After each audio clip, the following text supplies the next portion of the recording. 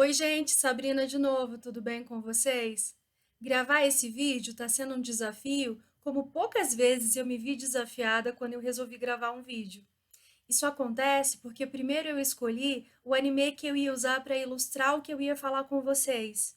E aí, todas as vezes que eu montava o vídeo e eu decidia sobre o que eu ia falar ilustrando com esse anime, eu mudava de ideia, porque é possível fazer muita coisa com ele.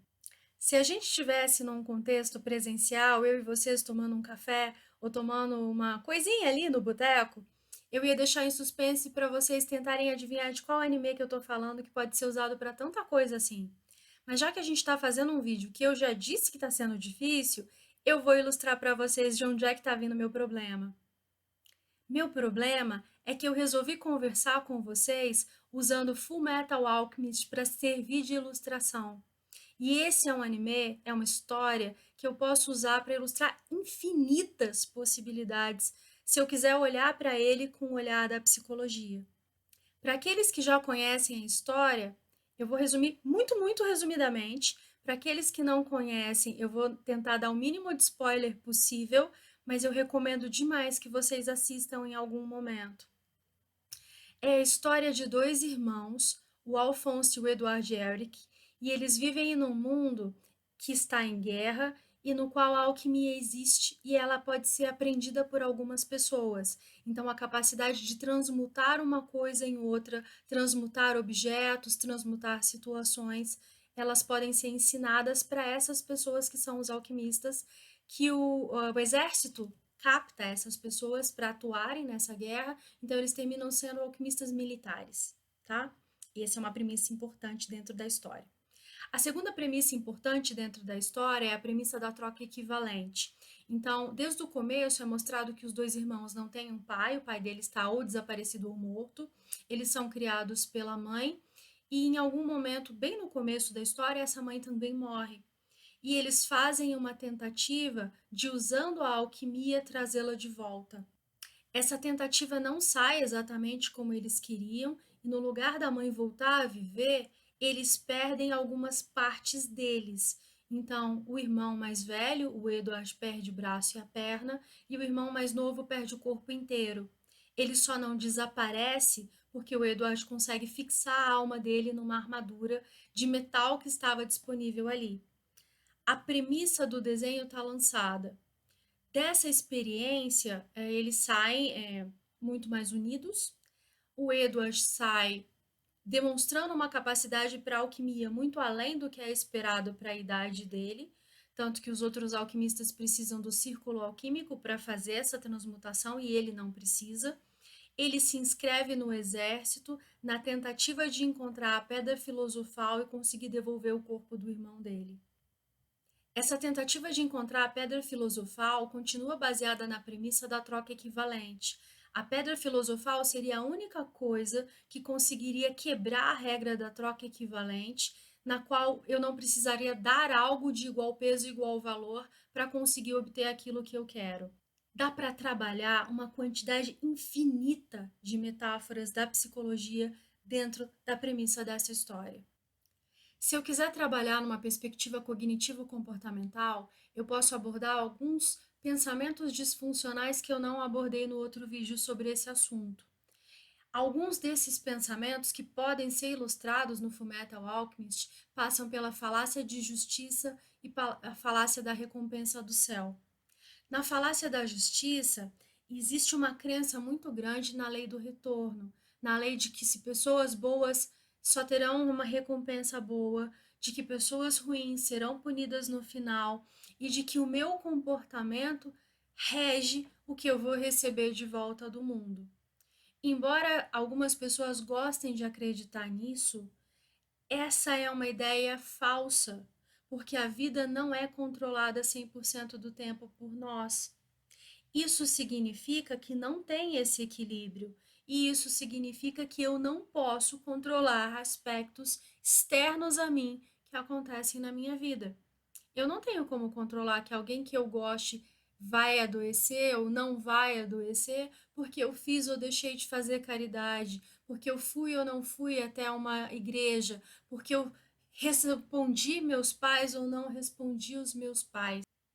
Se eu estou sofrendo, quer dizer que eu fiz algo de ruim. Essa é uma crença que pode sustentar, por exemplo, porque que crianças da segunda infância acham que são os responsáveis quando seus pais se separam. A falácia da recompensa do céu é outra crença disfuncional ou pensamento disfuncional, porque as pessoas paralisam a própria ação no agora, porque elas acreditam que serão recompensadas por algo depois, na próxima vida, ou quando Deus voltar, ou quando a, ela falecer. Então, elas se anulam no agora e assumem uma postura passiva em relação à própria vida e não ativa no sentido de buscar alterações para algo mais positivo, se confortando de que no futuro, na próxima vida ou num outro momento, Deus vai trazer para elas a recompensa por esse comportamento. É um tipo disfuncional de padrão de pensamento que também se aproxima de uma outra crença disfuncional que a gente nomeia como pensamento mágico, de que alguém ou algo de fora vai vir e resolver todos os meus problemas. No Fullmetal Alchemist, esse é o lugar ocupado pela pedra filosofal. Então, todo o sofrimento que eles têm, todas as dificuldades que eles passam, vão valer a pena no futuro e elas serão resolvidas e tudo será encerrado quando eles conseguirem a pedra filosofal. Só essa possibilidade de trabalhar pensamentos disfuncionais já faria a pena valer a indicação para vocês. Mas eu posso trabalhar diversas outras coisas usando o Fullmetal Alchemist como metáfora de fundo. Eu posso trabalhar, por exemplo, a adoção de consequências das minhas ações e a minha autorresponsabilização. Porque na história, todas as vezes em que um alquimista tenta o que os irmãos tentaram para trazer alguém de volta à vida com a alquimia, como uma vida não tem nada equivalente a ela que pudesse fazer parte dessa troca, a não ser uma outra vida, eles nunca conseguem trazer quem eles gostariam, mas de todas as tentativas nasce um homúnculo, que é uma espécie de humanoide que é a consequência daquele ato impensado pelo alquimista, que no desenho é nomeado com o nome de um dos pecados. Então eu tenho gula, eu tenho a luxúria, e eles têm algumas habilidades especiais e eles são usados ao longo da história, tanto com a interação deles com os personagens principais, quanto com uma própria jornada em busca das almas que eles não têm, que seria outro tema super legal para ser trabalhado com o Fullmetal, que é você nasce de uma determinada forma, mas você não precisa seguir sua vida inteira de acordo com aquilo com o qual você nasceu, ou na família que você nasceu, ou com o destino pré-traçado que você nasceu, e os homúnculos serviriam de metáfora para isso. A autorresponsabilização também pode ser trabalhada porque ao longo da história vocês poderão acompanhar o Edward tentando se colocar numa posição de ser o responsável único pelo que aconteceu com o irmão dele por diversas outras situações.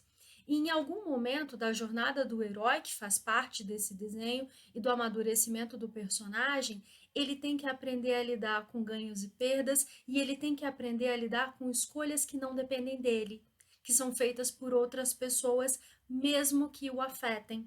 E essa questão, tanto de se responsabilizar pelo que for seu, quanto de delegar as responsabilidades de outros para outros, tanto quanto entender que a gente controla algumas coisas e outras a gente não controla e não vai controlar nunca na nossa vida, elas são aspectos muito importantes das psicoterapias. Vocês acham que acabou? Não, ainda tem mais uma coisa que eu vou destacar e inúmeras outras que eu poderia retirar dessa história. Mas eu vou destacar para vocês que eu poderia trabalhar bullying também usando Fullmetal Alchemist, porque o personagem principal, apesar de ser extremamente poderoso, ele é baixinho. E isso é remetido a ele no desenho infinitas vezes.